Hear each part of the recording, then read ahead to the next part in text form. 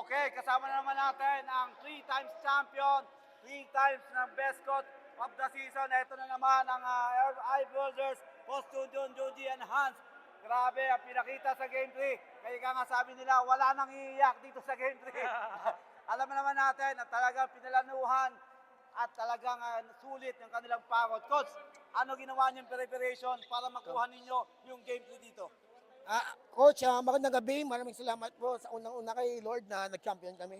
Lord, Coach, ang yung ginawa namin is nag-prepare kami. Ini-review namin yung Game 1, Game 2 namin, tapos yung mga lapses namin. Tapos kinorek namin, nag-adjust kami ng sistema namin.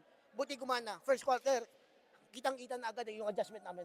Okay, Coach Joji, doon pa lang sa first quarter, babalik tayo ng first quarter, grabe yung ginawa niyong depensa, yung surprise na depensa para hindi makasiro, para hindi maka-score ang Eye Builders.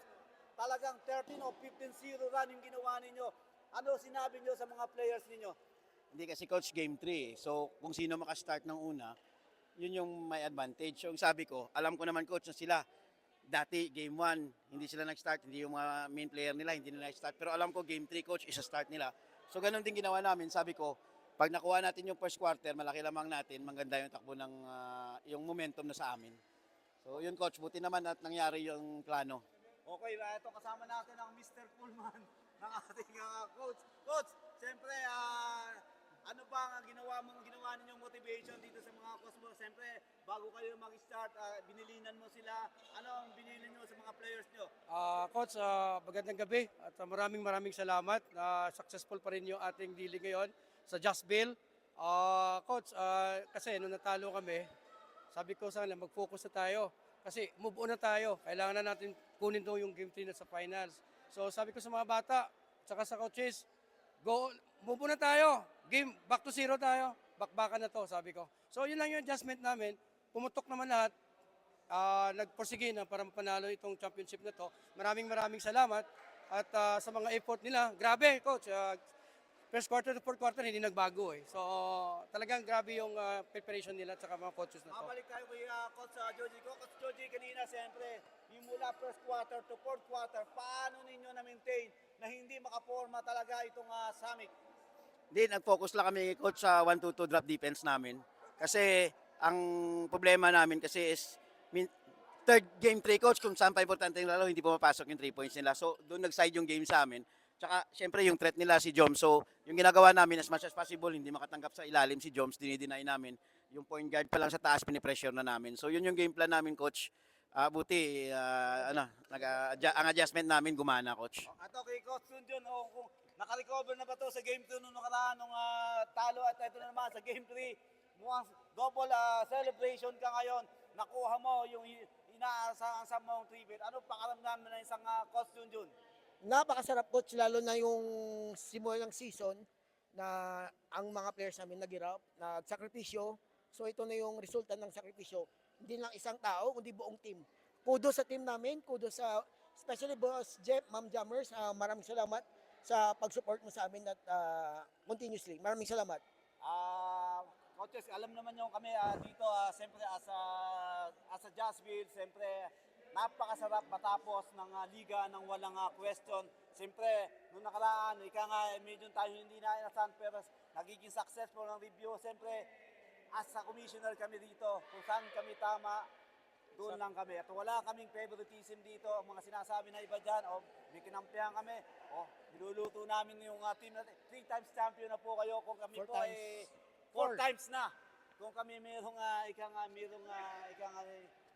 pinapanigan dito, nagkakamali po kayo. Basta doon lang kami sa tama. 15 years na rin tayo nagpapaliga. Kung basta hindi namin sisirain ang pangalan namin. Coach, mabalik tayo kanina. Siyempre, yung talagang grabe, yung performance ng mga players mo kahit kulang, kahit talagang hindi nagbago. First quarter, second quarter, to third quarter, to fourth quarter. Nung fourth quarter, ano sinabi mo sa kanya? Ano na-remind niyo sa kanya, sa kanilang mga players mo? Coach, actually yung pinag-usapan namin nung nag-prepare kami, ang sabi namin, wala nang magbigay tayo ng separation ng laro. Huwag na natin tayo mag-dictate ng result ng laro, wala. Hindi tayo pa-apekto, kung anong tawag, tanggapin natin. Kung ano yung magiging outcome, importante, nagbigay tayo ng 100% natin. at nabigay sa atin ngayon. Tapos yung reminder namin, pag-start ng fourth quarter, balik sa 0.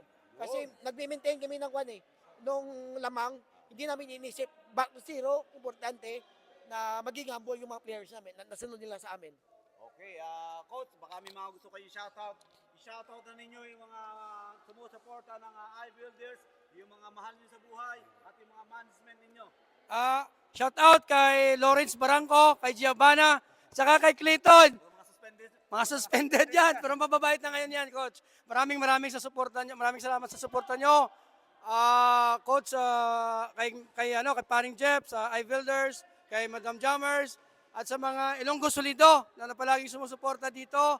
Happy birthday, Dondon Mahilom. Nalasing mo kami kagabi. Maraming salamat. At saka sa pamilya ko sa Iloilo. Guys, tutukan nyo lagi yung game namin sa Just Bill. Maraming salamat sa mga fans na pumunta dito at sumuporta sa iBuilders, sa mga coaches, sa mga players. Maraming salamat sa Just Bill, kay Madam, at sa kay Coach Roland, sa lahat ng referee. Maraming salamat. Forfeit! Forfeit ba tayo?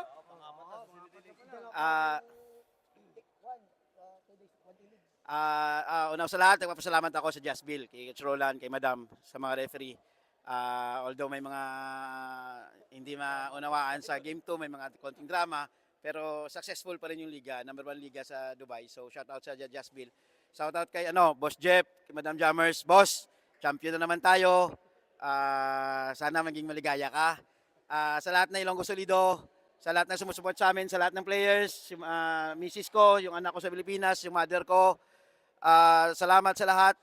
At saka shoutout ko dyan yung tropa sa Pilipinas, si Rever, Tuping, si Nicky, yung sa Manok, yung Dilos Reyes, Lamata, Ardelesa, Villanueva, lahat ng pamilya, Chong Leo, Maninoy, Jude, Allen, Marcos, Papay na nasa Hong Kong, na sumusuporta, lahat na sumusuporta, yung sa Dupax, lahat ng tao sa Barangay Dos Hermanas, yung pinsan ko nasa bahay, si Tim, si Marcos, shoutout sa inyo, shoutout kay kina Iber, na magpapa, shoutout sa tatlong swerte namin.